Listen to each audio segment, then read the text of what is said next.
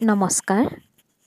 আবৃত্তি কৰিবলৈ লৈছোঁ জিন্তু কলিতাৰ কবিতা বৃদ্ধাশ্ৰম।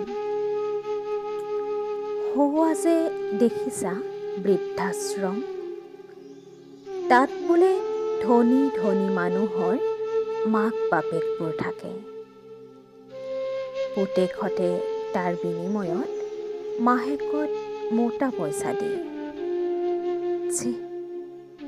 কি যে দুখ লগা, নিজৰ কষ্টেৰে বনোৱা ঘৰখনতো যেন বৃদ্ধ সময়ত থাকিবলৈ ঠাই অকণ নাই।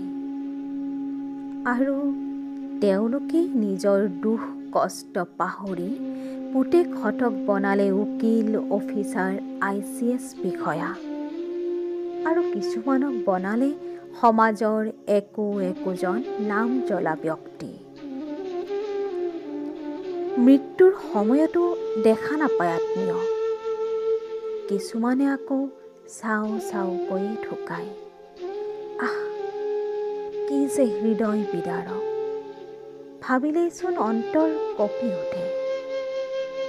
সমাজত ডাঙৰ আসন পালে কি হ'ব, সিহঁতৰ যে নাই মানৱতা। বৃদ্ধাশ্ৰমত থকা প্ৰত্যেকগৰাকী ব্যক্তিৰ অন্তৰত আছে এক ক'লা ইতিহাস। ক'বই বা কাক, শুনিবই বা কোনে। নিজৰ মাজতেই সীমাবদ্ধ হৈ মৃত্যুৰ লগতেই ছাই হৈ যায়। ধন্যবাদ।